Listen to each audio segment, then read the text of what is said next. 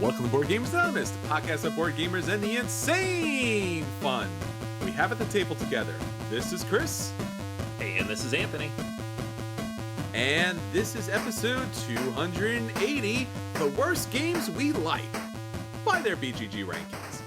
We'd like to thank all of our Patreon backers for helping us bring you a brand new episode.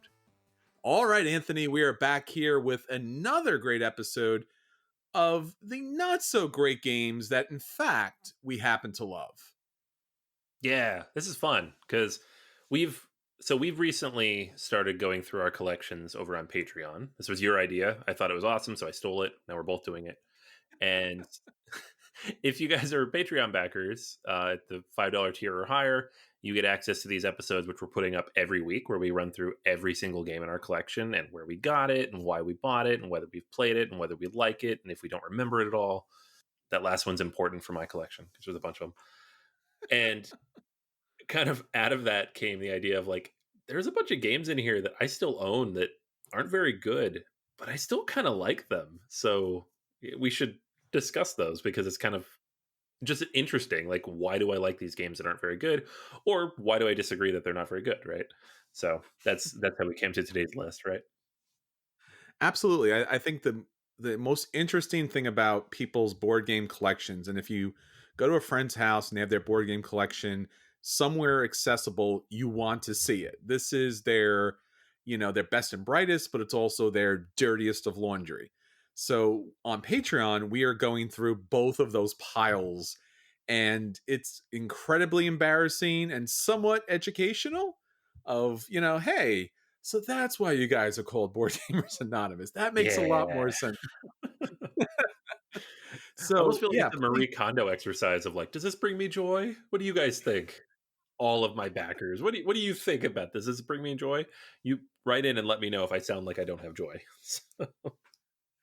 And one of my friends recently, board game friends, had mentioned that actually culling his collection actually helps bring down his anxiety because he looks at so many of the games that he has not played or he feels like he should play. And then I look at my collection and it explains a lot of my mental status these days, especially with the quarantine. Yeah. There's a lot of stuff like that. Sure. So yeah, please check out the Patreon episodes. They cannot be possibly more embarrassing to us and hopefully humorous and engaging and again, educational as far as where do we get the games, but also what are our favorites of most favorite games. I have some games that are literally under lock and key because they are so precious to me. So please check out those episodes. And again, we're always looking forward to getting more of your feedback. So if there's something in particular you'd like us to cover, that's what we're here for, and that's what the Patreon account is there for. Please, check it out. And thank you again for supporting us. We couldn't do this without you. And again, we want to bring new and interesting bonuses out to you. So obviously, we are all from one level to another somewhat quarantined in this situation. So we're adding a new Patreon backer benefit, which is we'll play games with you. Now, we've done this going to conventions, but obviously there are no conventions now. But there is a lot of great online gaming. So Anthony and I have all of the different websites, as you heard from our previous episode, and all of the accesses you could possibly imagine. So if you're at home and you want to get some games to the table, this would be great. Just let us know on Patreon what game you'd like to get to the table. Obviously, you could jump in with our Slack group of other Patreon backers, and we'll get that game to the table with you. All right, so that's everything that's going on with BGA. Let's get on to what's going on with our listeners. Anthony, what's our question of the week? Question of the week this week is a fun one. Again, going through the collection, it's something that came up separately from this. Is there a game you love but have never won?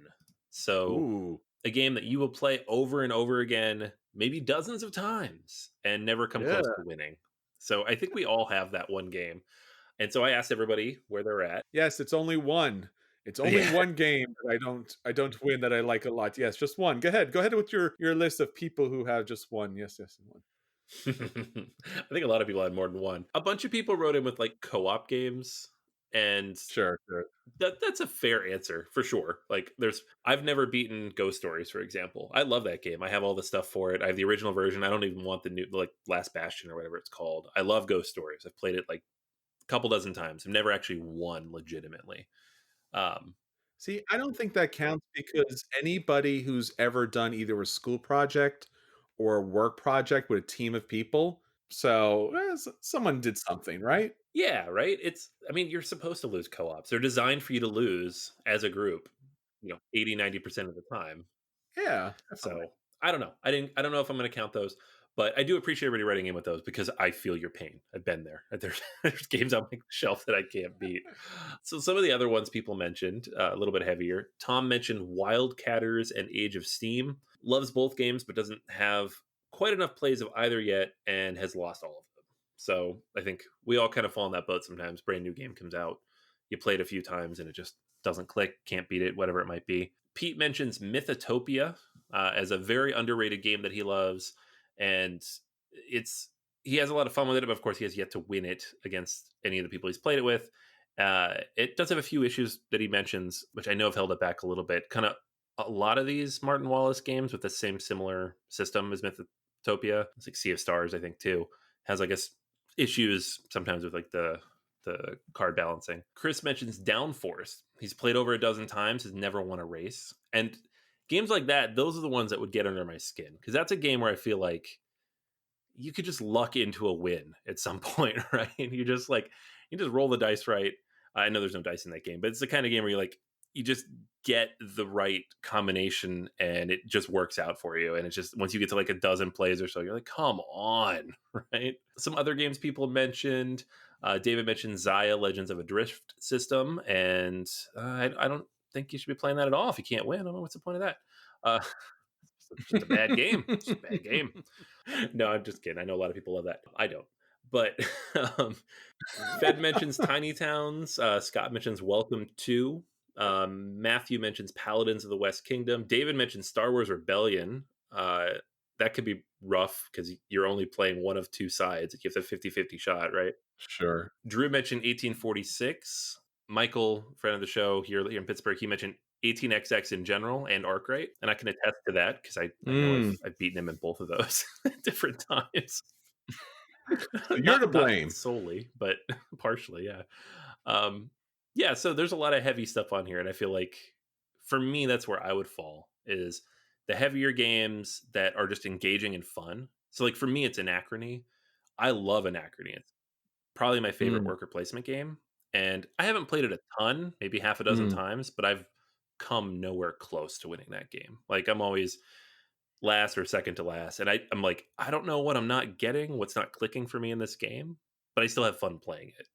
Yeah, I think there's a couple of games you mentioned that obviously really give you a hard time. Actually, you walk away from it. I guess the longer the game is, it really just kind of hurts a lot more. I guess the game for me that I've always come amazingly close to winning each and every time, and just somehow on that last round, based upon the market and calculating percentages and things like that, is City of the Big Shoulders. I played that a bunch, played it with the expansion a bunch, and I think each and every time I'm out to a lead, I'm doing really well, and then it comes in that final round where you're trying to like, what companies should you dissolve and what percentages, and somewhere I think I lose it in the math and I don't sell the right number of companies or keep the right number of companies, and then I lose out at the end, and it just bugs the heck out of me. But I do like the game so very Yeah, much. I can see that. I've only played it like 2 or 3 times since it first came out. Like I played a little bit when it first came out, like when we reviewed it, Yeah. but then since then I've only played it a couple times. For me, similar to that, it was Food Chain Magnet for the longest time. I'd played that game a whole bunch and Oh never boy, won. yeah. But the last time we played it, like at the table, I did actually win. So I can't even say that one anymore. Like I finally cracked that nut. Um, but yeah, those big, long 4 or 5 hour economic games, oof, that's rough if you can't win. Oh, sure. And then you're calculating percentages, and I'm just like, it's kind of hard to see if you can't visualize it on the table. If you can visualize the table, you can get a sense of where you won or lost. But when it's numbers of calculations and percentages and stock buys off, that's gonna bite you a little bit. All right, so that's what's going on with our listeners. If you'd like to join in the never-ending games that we cannot win but hope to win some point in the future, please share with us all of your hopes, aspirations, and eventual downfalls on all of our social media: Facebook, Twitter, BoardGamersAnonymous.com, our guild on Board Game Geek, especially our Slack account on Patreon, where we share all of these heartbreaking moments that hopefully will turn around at some point. We'll actually be able to pull those games off Or if you're looking for the best team possible to knock out a co-op, again, we're available to jump in on your team on Patreon. So let us know what games you want to play online. All right, Anthony. So that's with everything that's going on with our listeners. Let's get on to the games that we want to hit the table. Let's talk about our acquisition disorders. All right. Yeah. So I got a fun one this week that I'm actually really excited about. And there's a good chance that this game will knock off the budget that I would necessarily have spent on Terraforming Mars upgrades. And it is not even remotely the same game, but I'm still very excited. It is Overlord, a boss monster adventure. Uh huh. It is Ooh. so Boss Monster, if you're not familiar with it, is this card game released by Brotherwise Games about 7 years ago. It was one of the first games I ever owned, actually. And it was a bunch of little 8-bit cards, and you'd lay down cards in a tableau and try to get through these various boss rooms and defeat the boss. Right? It's like an 8-bit adventure type of, video game thing, right? It was Hmm. fun. It had a bunch of expansions. It was not the most complicated game in the world, but I always enjoyed playing it. Overlord is a little bit different in that you are the boss monster himself and you are building kind of the world map, right? So you have the your own little player board and then all these little tiles that you're going to use to build a tableau. And then the tableau is going to score you points based on how everything's laid out.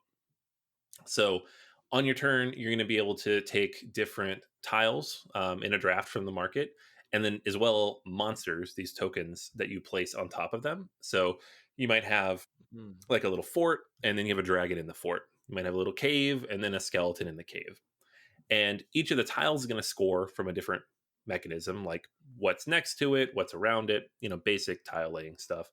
And then the monsters will also score based on some kind of special ability. There are also like ways to move the monsters around on the overall map, so you can kind of manipulate them and put them where they need to be. There's like special powers that you'll have based on the bosses that you are or which mini bosses you put out.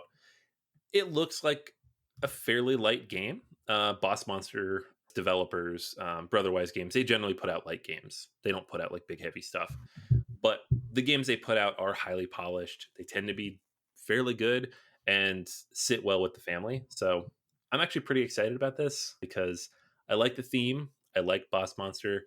I like tile laying. And this one looks like a nice, easy win with the family, especially with, the 9-year-old who loves video games. So I'm probably going to back this one.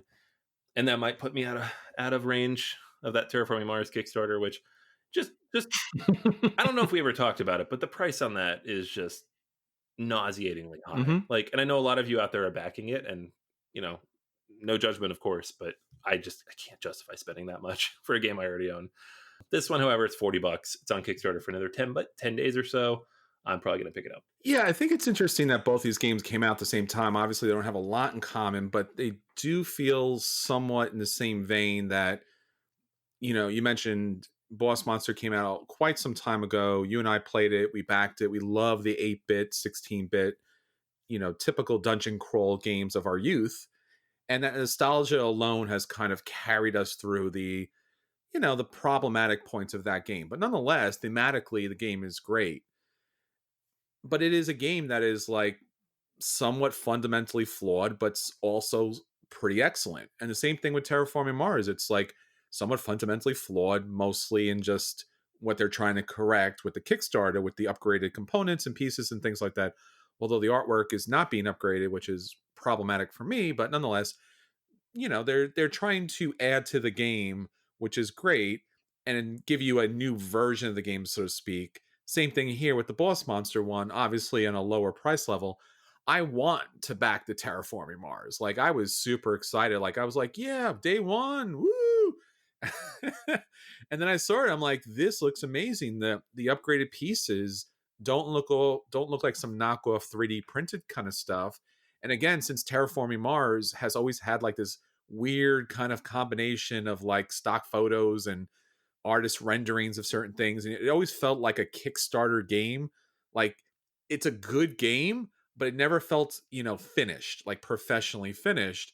And this professionally finishes it at a level that I don't know if we've seen up to this point. But as you mentioned, it is so expensive, especially with the shipping, because you are shipping a ton of plastic, not to mention all of the add-ons, which even cost more to ship because of their weight.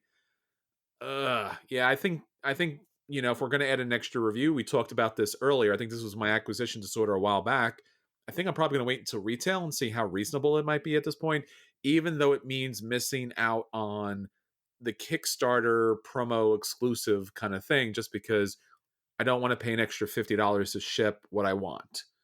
As far as the boss monster is concerned, I looked at this too, and I was never sure about this. I'm glad that you took a look at this and it's really intrigued you, because Boss Monster was another game I thought I'd get together with the family, and it never really jived too much.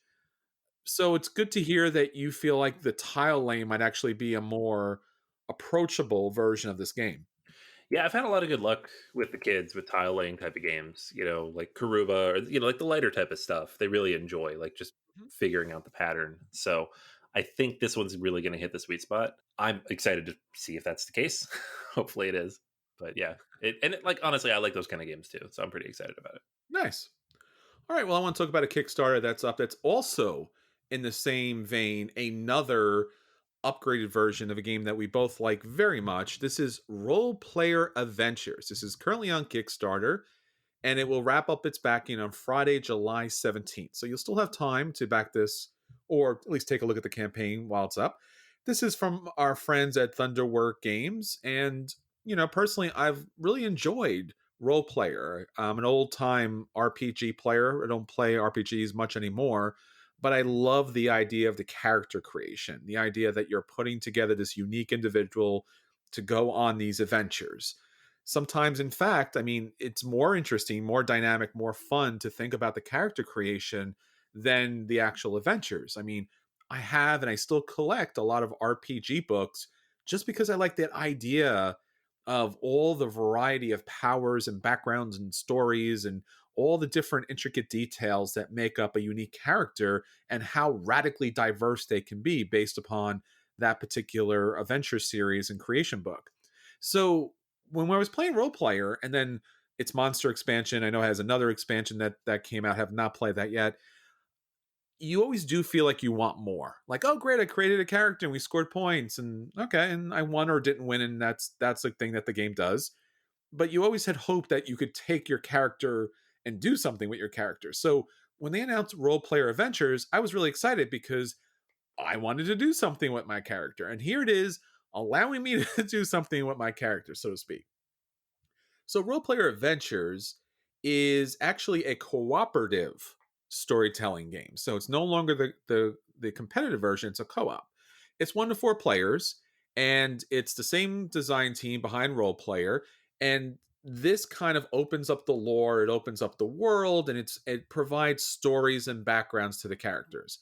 In fact, the game includes 12 storybooks. So, these will be like campaign books that you'll be able to run through, and the decisions you make in the adventure does affect you and your party throughout that particular adventure, and so on. Now, this campaign has a large number of stretch goals, so we'll talk about the price in a minute, but typically this is where the campaign really wins or fails based upon people backing it and certain things being unlocked, because it's a fairly expensive game.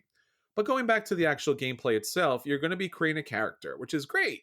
And there are 16 pre-generated characters that you can play in the game. So if you don't own Role Player, you don't have to, right?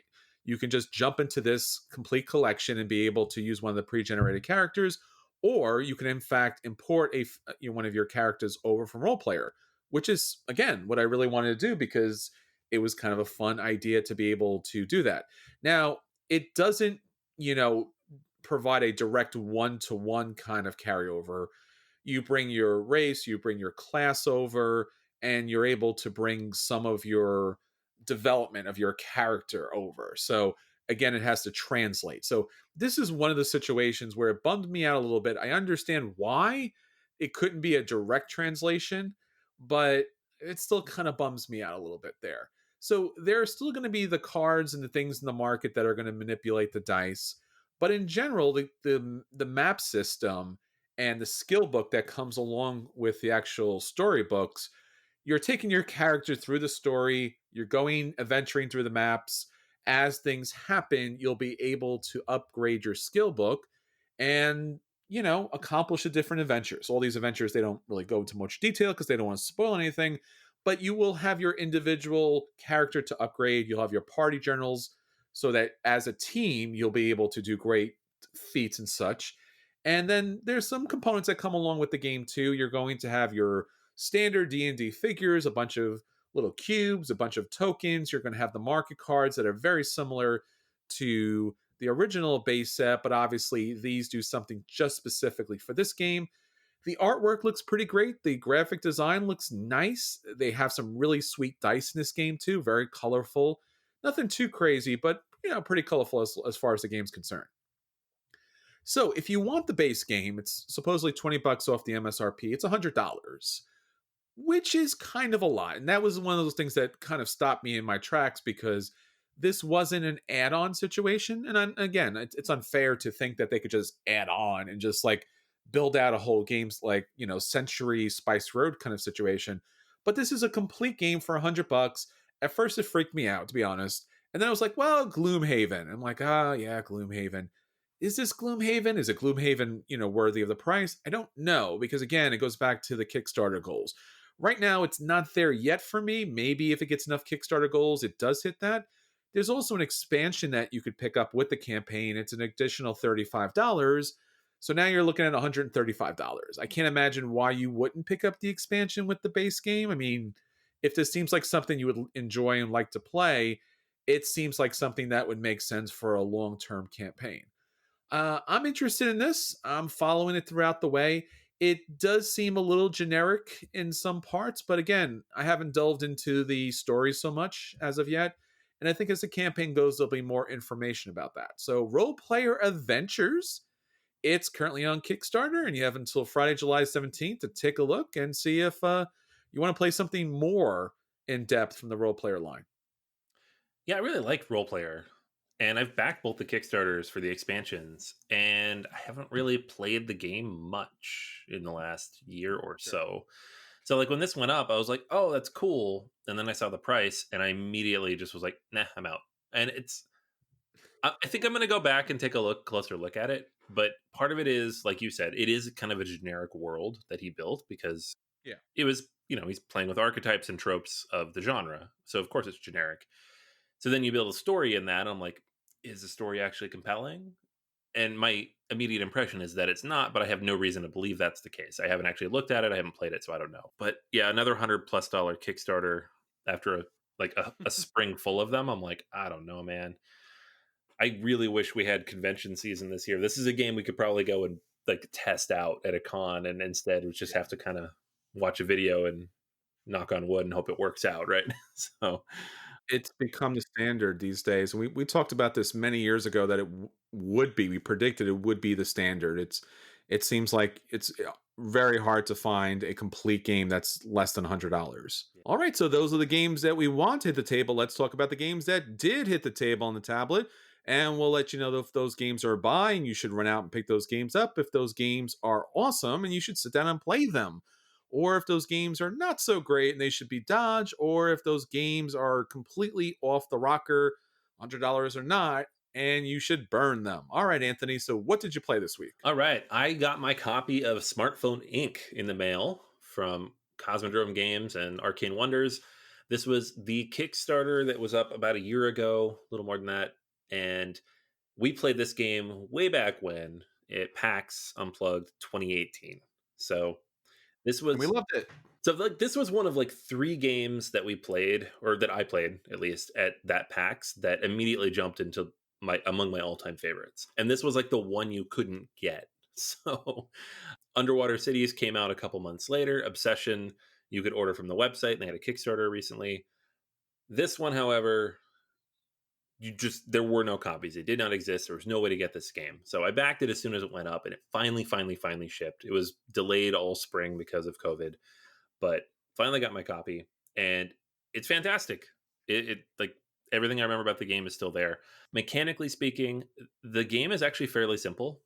They call it like an economic simulation, which makes it sound heavier than it probably is, because the economics in the game, while it is an economic simulation, you're running a smartphone company and you are trying to gain market share and generate the most money.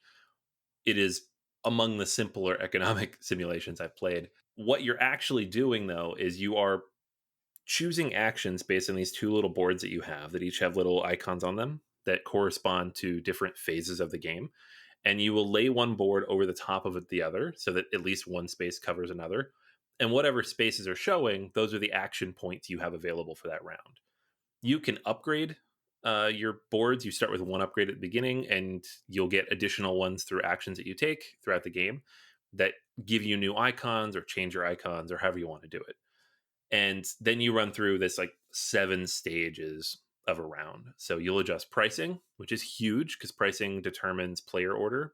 So obviously in an economic game, if you charge less money, then you get to go first because people are more interested in your product, right? You will then be able to like upgrade technologies that give you additional powers in the game, but also allow you to sell into markets that maybe you couldn't before.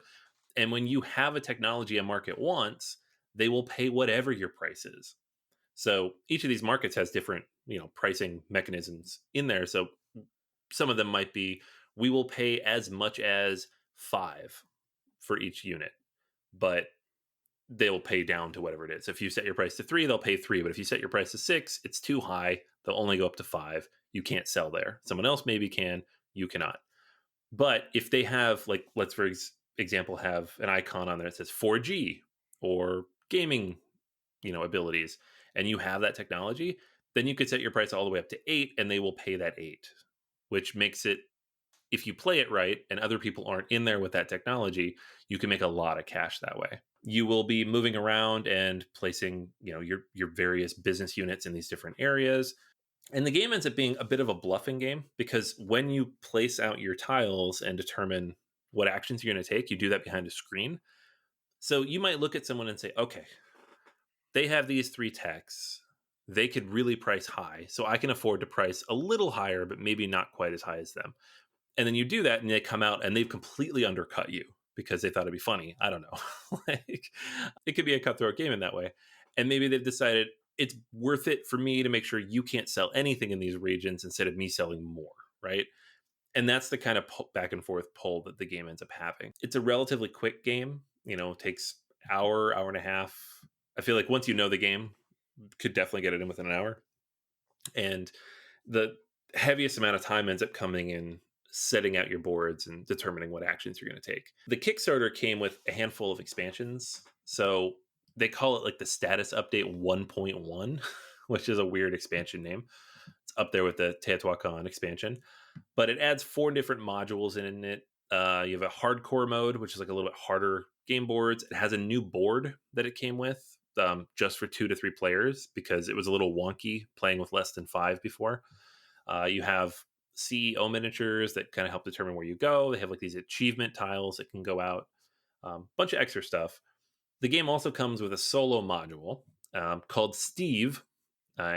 Steve, obviously, of Apple fame. And it's a little black meeple that looks like a silhouette of Steve Jobs, which is pretty cool. And in this one, it has a separate board basically, and it's just going to run through this very simple program that it does and kind of block off some of the spaces and generate points in its own way. It's a really simple, easy to operate AI, which I like.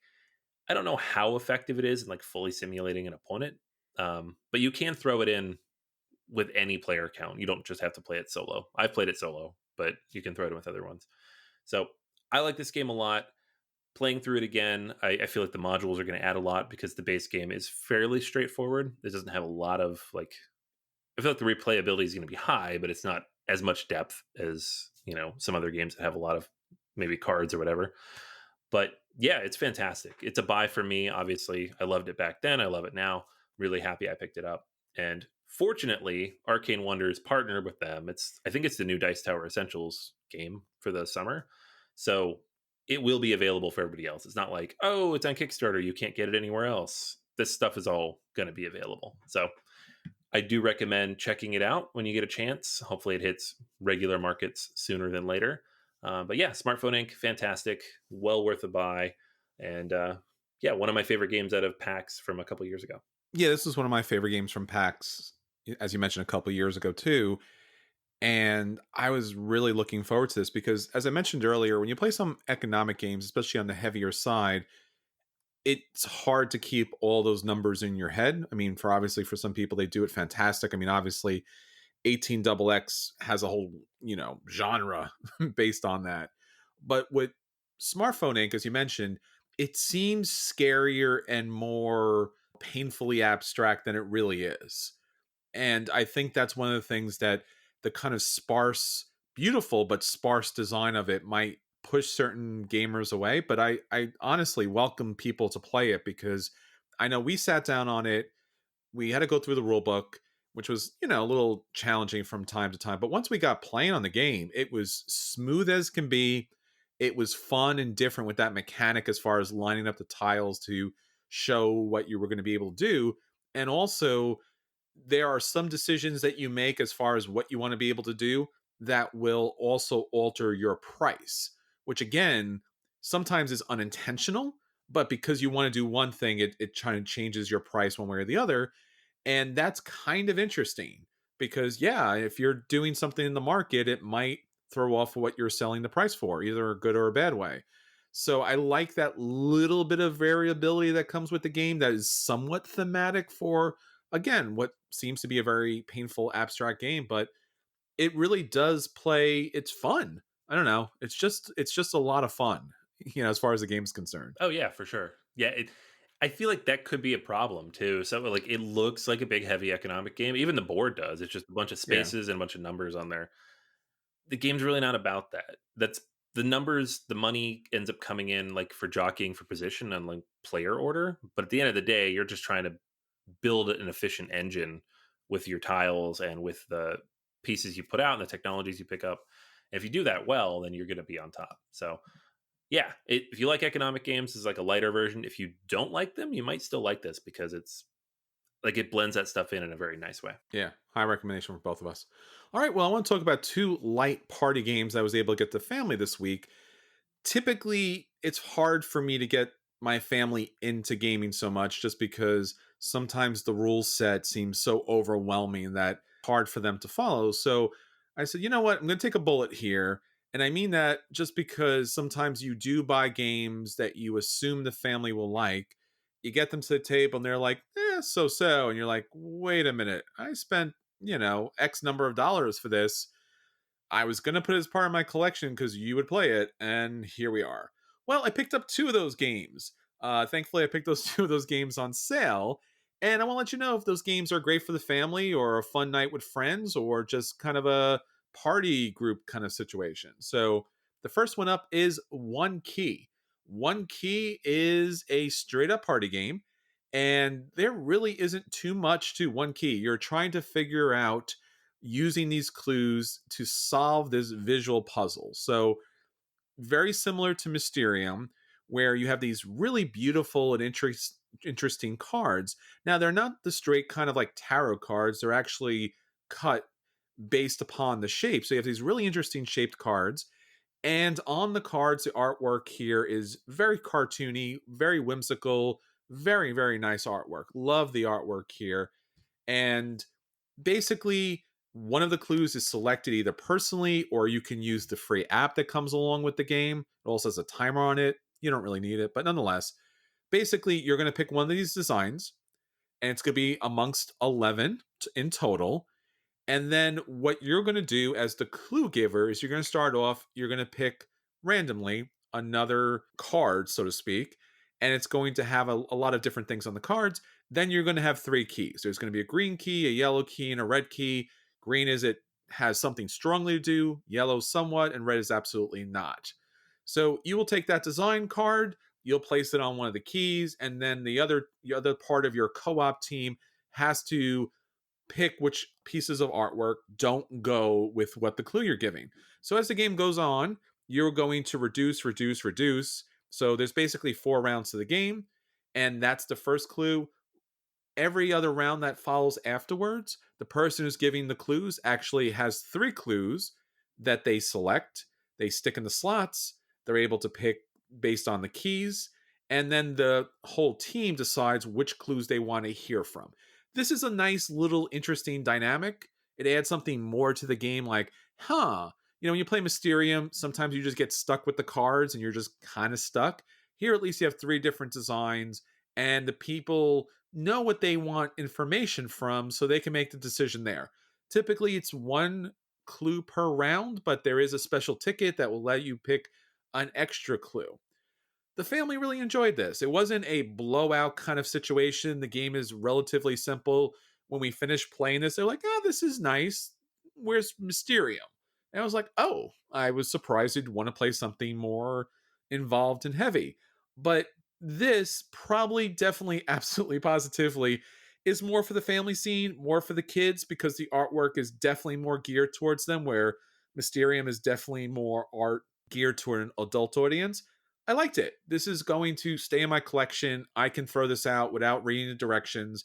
Is it simple as it comes? It's a 1.5 weight on a BGG, and altogether, it's a good game. So I'm going to give it a play. I think this is something that's a good filler for, party game situation. Like, oh, I have one key. Let's play this, 20 minutes, we're done, in and out. Next game up is When I Dream. When I Dream is an interesting game, and what really drew me to When I Dream is its production.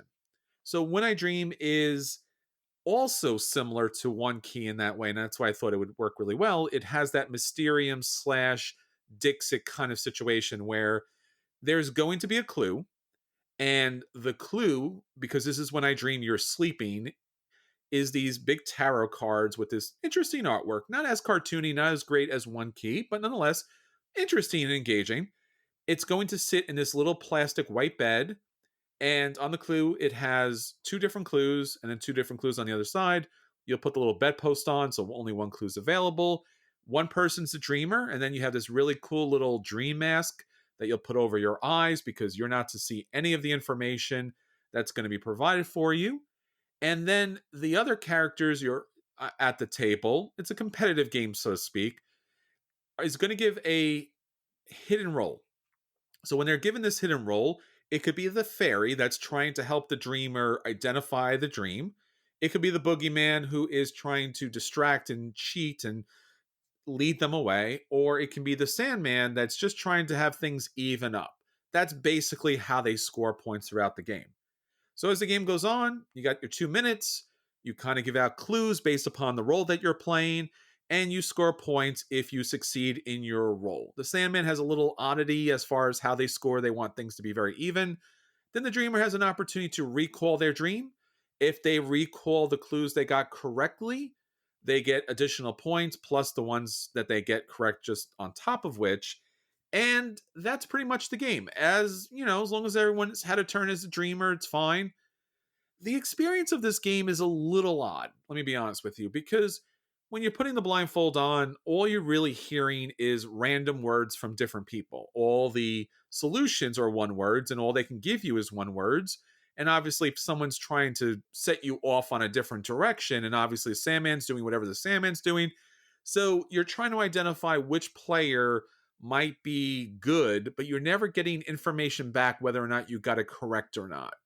So it's just like random word, random word, random word, random word.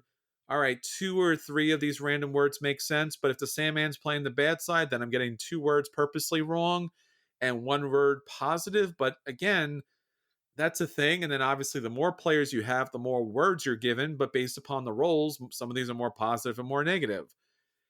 It's a bit of a confusing mess. This is one of the best productions for a party game I've ever seen, but yet the gameplay is lackluster and it's a little challenging. Again, when you're giving clues, you're only giving a one word clue, so it's not as much fun. When you're getting the clues, you're just like, it's a hodgepodge of random words. So When I Dream receives a dodge for me. I don't recommend this game. Again, the production's top notch, but I don't think this game's going to stay in my collection at all. Again, maybe if you're playing with kids and you just give the game to the kids because maybe they'll have somewhat fun with the idea of putting a blindfold on, but that's about the size of it. Woo, party games. I got nothing, man. I got nothing. It's not my wheelhouse at all. But now on to our feature review. So for our feature review this week, we are going deep and we are talking about the worst games on BGG that we like. So we're really getting into the games that typically get boos and hisses, and people don't want to see those games, but they've remained in our collection, they've remained in our heart, they've remained in our game bag, and we still try to get these games to the table every once in a while. All right, Anthony, what do you think about these bad games that we still like?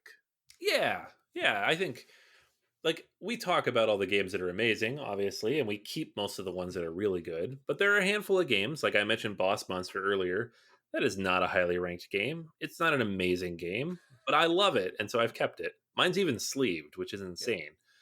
So I I know, right?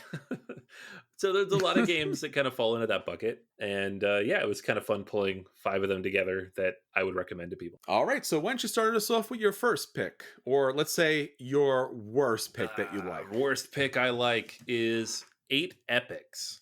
This is a dice game from Seiji Kanai, and it's funny because when Seiji Kanai released Love Letter, we were like, "Oh, Seiji Kanai can do no wrong. This guy's amazing." And I'll be honest, I haven't really liked most of his other games. Like for the most part, they're not very good. Ugh. And this one's not much better by all accounts. Like it's got a 5.9 on BGG, and a fair number of ratings, and it just didn't click for a lot of people. But I really enjoyed it. So this is a dice rolling game. It's a cooperative game. You will be rolling different dice and placing them on different cards out there, and you're trying to defeat a number of monsters or whatever they might be. The theme is irrelevant, but it's a quick, easy, accessible dice game. And part of that might be that the best number of players on BG is one, and I've played this solo probably a lot more than I play with other people. It does play 1 to 8 though, so if you want to play with a big old group of 8, I can imagine that doesn't go well. But yeah, I like this one quite a bit. All right, so I would guess on my side, as far as one of the worst games that's rated out there, is Rumble in the House. Now, Rumble in the House is also Cthulhu in the House, and also Rumble in the Dungeon. Now, this is a very small box game. It's been reprinted several times, obviously, in different versions. And again, this is a game that I've kept for quite some time. I think I own two of the three versions. I don't think I have the Cthulhu version as of yet. I'm not looking forward to picking that one up, but I have the other two versions, and you can actually mash them together because the game is pretty simple. Basically, you put together the tiles of this dungeon or of this house, and then you are secretly given two tokens that represent two of the characters in that house, and then your job is last character standing. So you can move any character you want throughout the house, whether it's yours or not, and you're trying to knock out other players by moving into their spot. You knock them out and then try to safeguard your characters as long as possible. The longer they stay in the house, the more points you gain throughout the game. The artwork's cute. It's kind of an interesting, I don't know, like Adventure Time esque type of artwork. Not as clean and sweet as that, but along those kind of wacky little lines. I've played this a lot of game nights. It's a good filler game. A lot of people play it. It takes no time to explain. You could just literally set the board and go, "You got your two tokens? Yeah, great. This is how you knock out players. Don't get knocked out. There you go," and you play the game. So currently, this game is standing at a 6.1 in BGG, but it's much higher for me. All right, next one for me is a Stefan Feld game that might be among his lowest rated. I'm not sure. I didn't like compare them all, but it's only a 6.2 on BGG, and it is called It Happens. So this one was out of print forever because it's a light game about an anteater going around eating ants. Like it's it's a weird theme. It doesn't really mesh with his other stuff. It's more of a family game. You can tell it's from early in his career. And they actually had copies of it last year at Gen Con, so I picked up a copy. This is actually one of the games I played when I went to like quote unquote play with Stefan Feld, and they were just running a bunch of games that he walked around and talked to us at. And it's actually quite a bit of fun. You will roll your dice, and you will then place them in different columns on each of these different cards with the ant hills, and you're trying to get majorities in these different spaces that will then score you points, right? But At the same time, you're also trying to pick up certain tokens that are available in different spaces. So you have to carefully consider where you're going to go. And maybe you want to get these points over here, but you really want that token over there because that's going to add to your set, which is worth more points down the line. But if you do that, then you can't place your die in this other space that could also be worth more points. Like, it's surprisingly deep for such a light game. And I like that about it.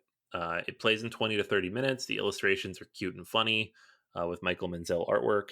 And it's probably the only Stefan Feld game I can reasonably play with my children. So I've definitely kept this one around, and I like it quite a bit, despite its lower ranking. Well, a game for me is a game that typically even I don't usually pick up because I'm not a big pirate fan. I know pirate games are huge out there, and this is one of the pirate games I love. So much so that I originally got a copy of the game, gave it for a charity auction, and then missed the game so much that I bought a new copy, which I still own to this day.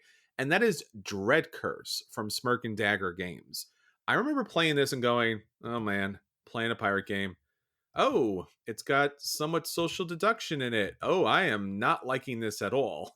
But actually, in fact, the social deduction in this is not really social deduction as much as it is in like Citadels, where the character roles have a special ability that plays out and attacks the other character roles and attacks the gold. So it's not one of those things like Werewolf where you're knocking each other characters out. This one allows you to pick different roles throughout the game that's going to give you special abilities, and there's bluffing to the game, and it really kind of adds a lot more of that press your luck kind of mechanics and the variable player powers and take that. And again, it stays away from being just a typical kind of party game, and it adds enough solid board game mechanics that despite it being a 6.4, it really deserves higher. All right, next one on my list is also a 6.4, and that's Karuba the card game.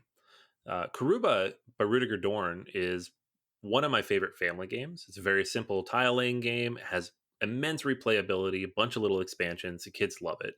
The card game takes that mechanic and mixes it up a little bit.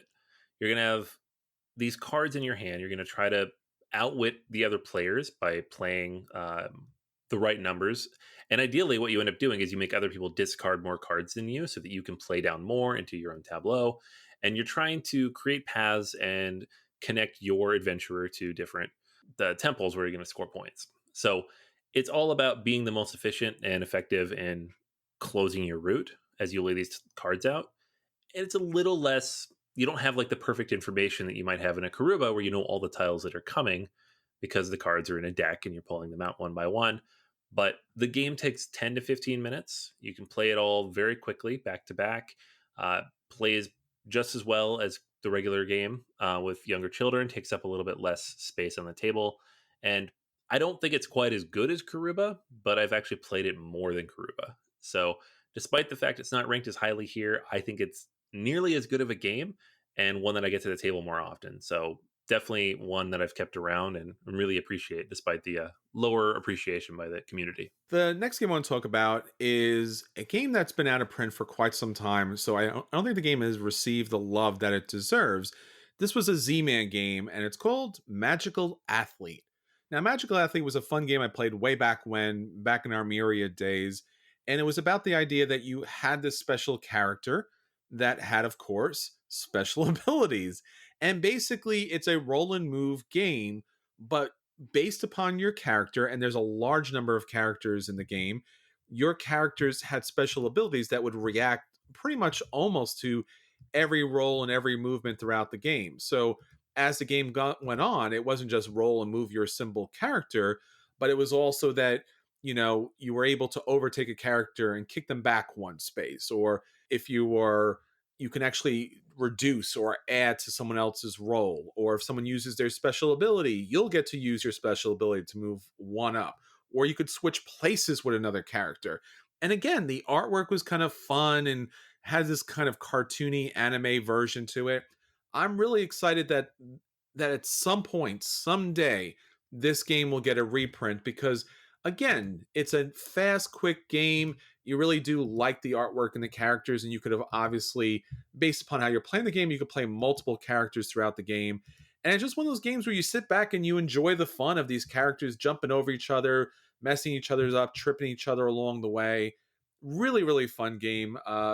Deserves to be a lot higher than it is currently on the list. And if you ever get a chance to see it or get it to the game table, I think you'll enjoy it. That's Magical Athlete. All right, awesome. For me, the next one up is an Alban Viard game, Card City XL. It's sitting at a 6.4 on Board Game Geek, and this is very similar to a lot of his other city-based games in terms of like the general formula. You're laying things out; they need to be in a certain combination based on whether it's like a leisure, an industry, residential, or commercial building, right? And the original Card City was like essentially just a deck of cards. It was a very small box. It didn't have a lot in it. But the XL version has 188 different cards, 7 different colors, and he claims 240 different combinations to play. I think it's based on complexity levels, victory conditions, and then like the different variants you can throw in. But there's a lot of different ways to play this game now with the XL version. And again, like similar to Eight Epics, this one plays best with one. I've played this one a lot solo, but I've also played it a lot with other gamers and I've had a lot of fun. It's not my go-to Alban Viard game. Um, I almost put Tramways on this list, but it's ranked too highly to be on here. It's not quite a lower ranked game, but this is probably his worst ranked game, and I think the one everybody overlooks the most. And I feel like it deserves more attention because it is quick. It takes like 30 minutes. It's accessible. It's relatively light compared to the other ones. Yeah, I think it's really solid. So I wish it was higher ranked and more people had a chance to play it. That's Card City XL. Another game from Smirk and Dagger that I really enjoy that, again, hasn't gotten the love that it absolutely deserves is Nevermore. This is a game back in 2015. It's currently sitting at just about a 6.7 on BGG. And what I liked about this game when I initially played it was when you play a lot of these card drafting, trick taking kind of games, you're like, oh, I've kind of seen this before. I know how this is going to play out. But the hand management in this game and the take that elements you don't find in your typical kind of trick taking game. And obviously, the artistic elements that go along with this game and how tense the game can be as far as when you're pulling together a set, whether you're going for ravens, which will be negative points, but if you can pull it off and like shoot the moon, so to speak, then you're getting a lot of bonuses. You have health in this game, so you're actually taking hits. And one of the really great things about this, even though it's a take that kind of game, if you get knocked out, you turn to the raven, and then you can still play in the game. And your job is not just to knock other players out, but if you transform back, if you come back to life, you can actually win the game. This has really great components to it. It's got these really nice chits to it. The as I mentioned, the artwork, while still abstract, is a lot of fun. And the expansion is not to be missed. If you do like this game, I highly recommend the expansion. It adds all the Edgar Allan Poe stories as special, unique, asymmetrical powers that you get to play within the game. Not radically asymmetrical, but they do all have special powers. So it's currently sitting at 6.7, but if you see Nevermore, I definitely recommend to play.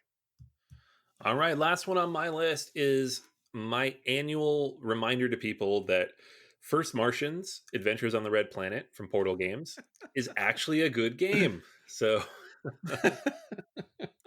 Well, someone's got to do it. someone's got to do it. That's what I'm saying.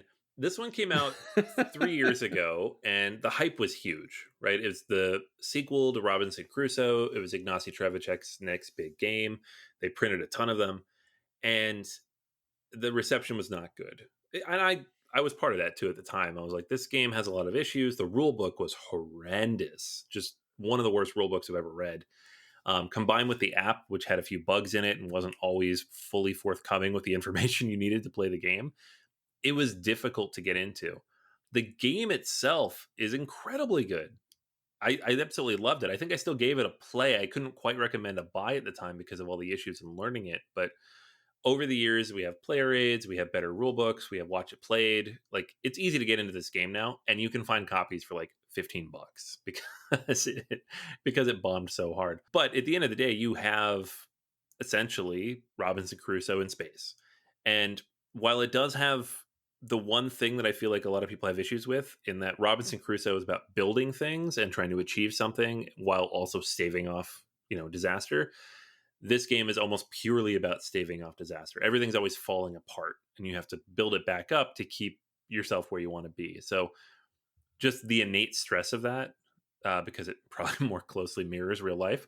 I don't know that that sits quite as well as like the adventure theming of Robinson Crusoe, but for me, I almost like this one more. And then the actual campaign that comes with this is among the best of between this and Robinson Crusoe and all the other games in kind of this genre.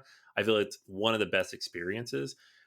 If nothing else, if you can get this copy for less than $20 or something, just go through that and you're good. And it's totally worth it. So, First Martians, Adventures on the Red Planet. It's only got a 6.6 on BGG. I think it's much, much better than that and just got a really bad rap because of a pretty poor rollout and rulebook at the time. And finally, for me, a game that's sitting at a 6.8. And I have to give a super big shout out to one of my favorite gamers out there, Vern, who brings this game constantly and gets it to the table because honestly, I would never get it to the table. And it's called Cubist.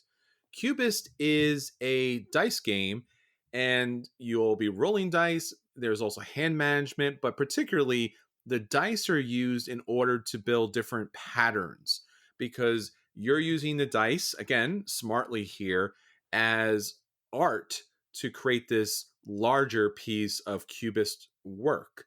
So you roll your dice and then you look at the design that you're trying to create. And based upon the rules and the patterns where a die has to be higher or lower in that design to be able to be placed, you're trying to design these different structures, so to speak. So they're worth different points, and you're trying to obviously go for the best, but sometimes other people are trying to go for them too. So as you're building up your own design, people are trying to get to that one first. So it's kind of a really interesting race as you're rolling the dice. Should you go for something simple, but everyone seems to go for that? Going for something large, it's a little more challenging. And there's also these super big cubist designs that everyone's adding to throughout the game. So as you try to rocket and get the small designs done, it'll give you an opportunity to place one or two dice up to the larger design, which is going to score you additional victory points. What really sets this game apart is there are special ability cards and actually famous works of cubist artwork that you'll be able to collect throughout the game that's going to manipulate your dice throughout. It's an odd, interesting game, and it's actually pretty fun to get to the table. There are not many games like this where you're able to build up a structure based upon your dice.